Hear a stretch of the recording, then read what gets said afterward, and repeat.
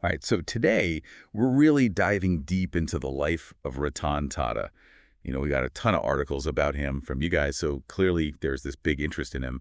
And like, not just the business side, right?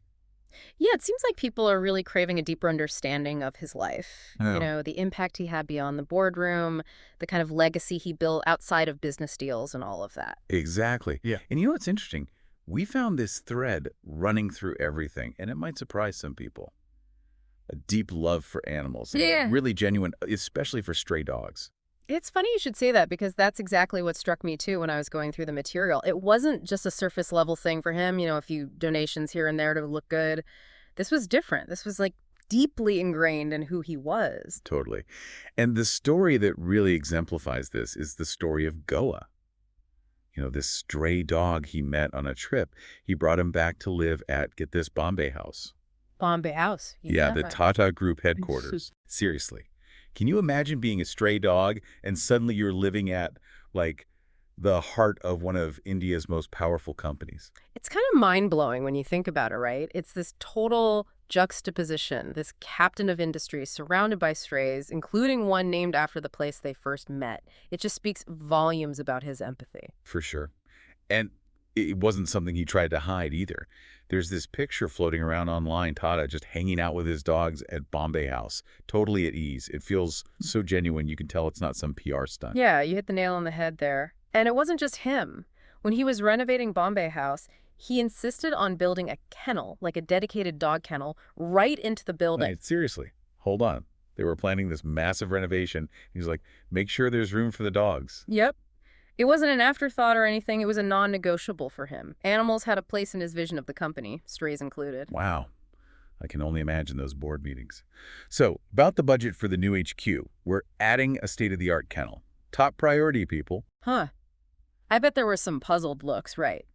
But, it just underlines what was different about Tata. He didn't just care for animals privately, he used his position to make things better for them, and on a larger scale. Like, remember that policy he implemented at the Taj Mahal Hotel in Mumbai? You mean, he let strays stay there. He did more than let them stay there. He welcomed them, the Taj. Can you imagine the conversations? And we're not talking about today, but back then, that's a bold move. It wasn't just some eccentric thing he did on the side. It was about using his influence to actually challenge how society viewed animals, especially strays. It's true. And in a country like India, where strays are often overlooked, or worse, Hmm. it was a huge deal. He was making a statement.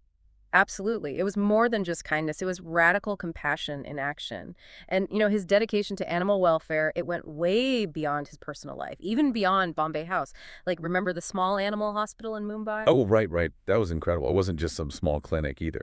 No, not at all. We're talking like 200 beds, cutting edge equipment, you name it. Yeah. 240 feet emergency room. They even had an adoption center there. It was seriously impressive.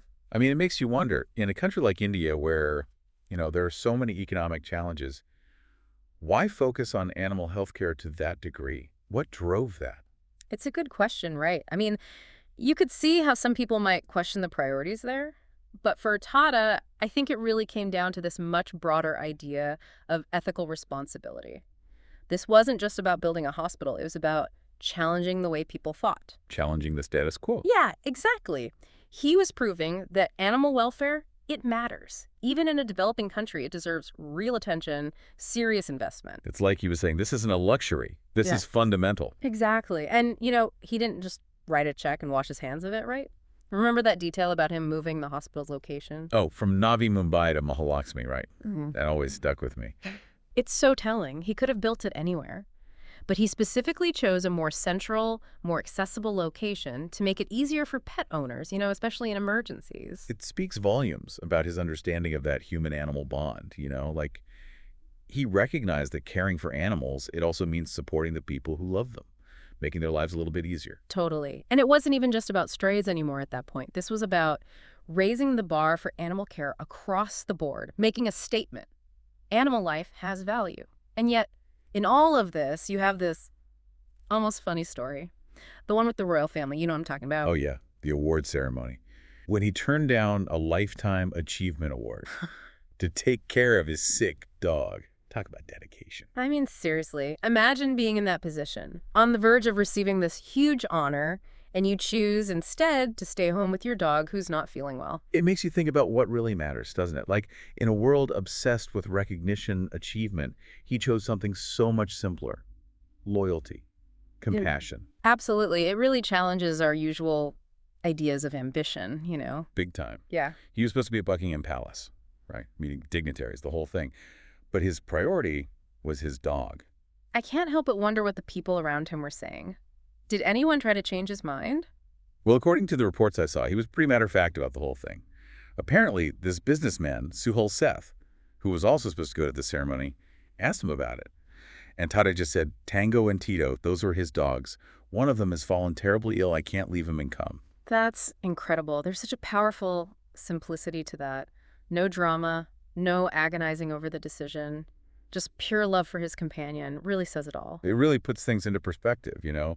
In a world that's always pushing for more, more, and more, he chose something else entirely. And what's amazing is that he was so successful, like incredibly successful in the business world, while still holding on to these values. You're absolutely right. It makes you wonder, what if more leaders thought like that? What if empathy and genuine concern for others, what if that was the norm, not the exception?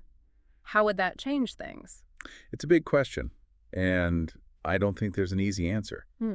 But it's something that, looking at Ratan Tata's life, especially this focus on animal welfare, it makes you confront it, you know? It really does. It's easy to get caught up in the big achievements, the billion-dollar deals, all of that.